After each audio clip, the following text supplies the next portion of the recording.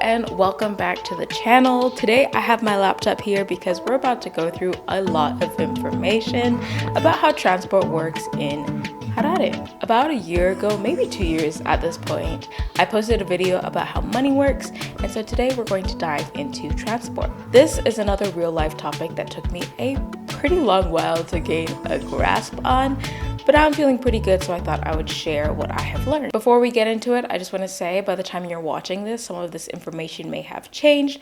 If you're unsure, then ask a trusted person. You can ask a stranger for help as well. Just be mindful about your safety as you would anywhere else in the world. Okay, let's get into it. There are 5 main types of transport. Starting off with your legal types of transport, you have private vehicles, taxis, and ZUPCOs.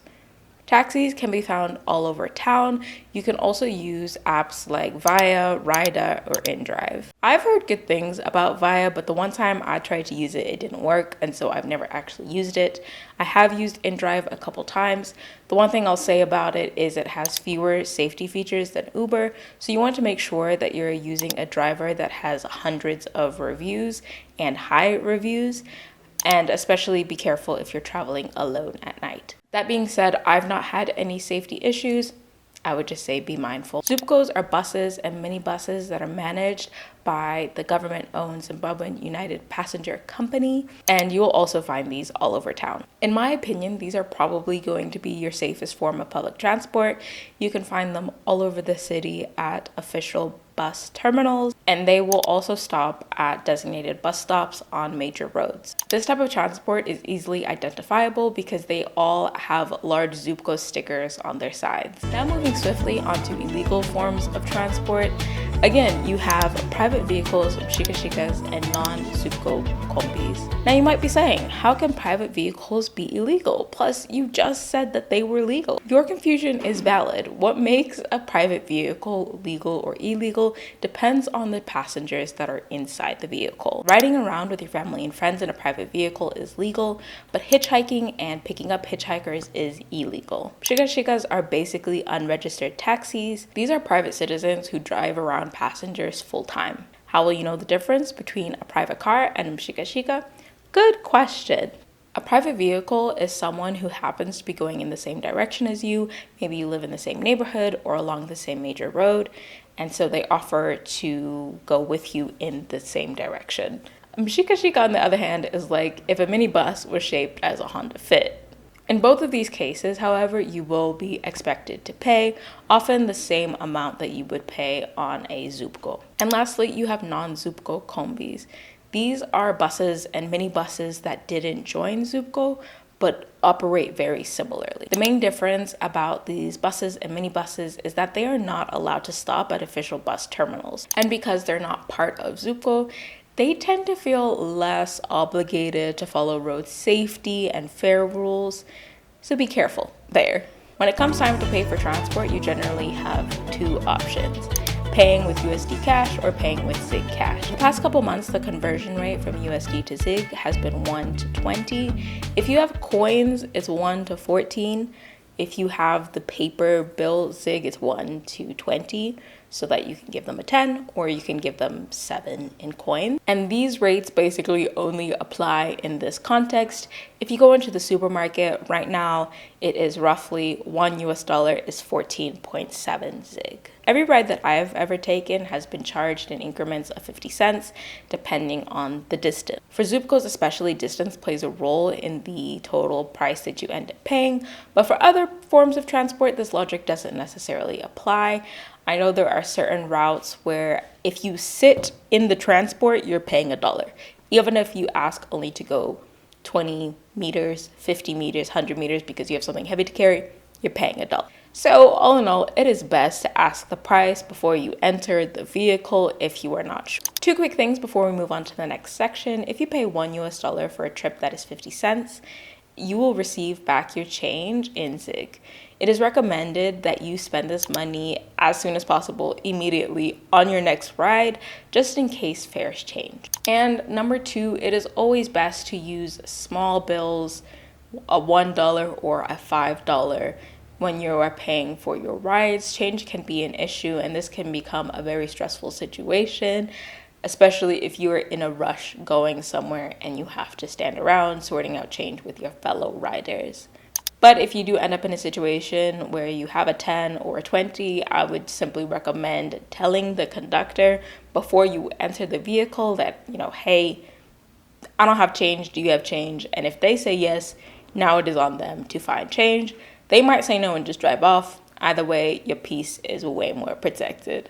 Okay, and now let's talk about the official bus terminals that are around the central business district. So first you have 4th Street. This is your uptown business terminal. It's at the corner of Jason Moyo and Simon Wuzenda. And this terminus has buses and minibuses that will take you to Borodale, Avondale, Chisipiti, Helensvale, Mavuku, Masasa, Rua, on and on. Those are all up there. And right across from the official 4th Street bus terminal, you'll also find Mshikashikas that will take you from uptown, so from 4th Street down to Copacabana and Market Square. We will talk about these bus terminals in a minute. Now, if you start walking from 4th Street about halfway to downtown, you'll find yourself at Charge Office.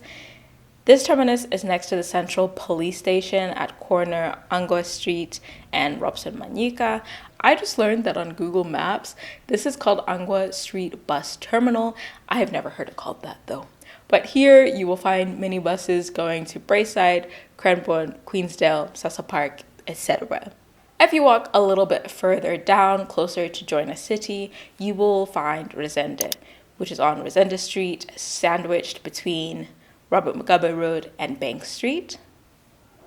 At Resende, you will find transport going to avenues, Belgravia, The Chase, Vinona, University of Zimbabwe, Marlborough, and more.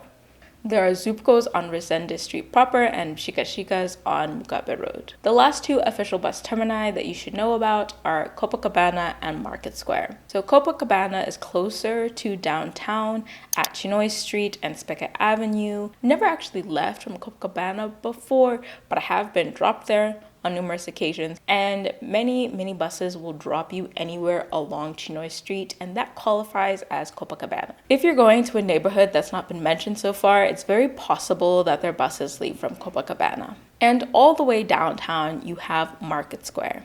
This final terminus is where you will find transport going to Harare Hospital, Southerton, Lockingvale, and other neighborhoods in this general southwest direction. From my experience, Harare Northwest is governed by Resende, Northeast is 4th Street territory, Charge Office is Southeast, and Copacabana and Market Square handle Southwest. Throughout the city, there are way more options for where to find transport, but just so you know, these other options are illegal. You will see a lot of Mshikashikas and Non-ZUPCO Kombis.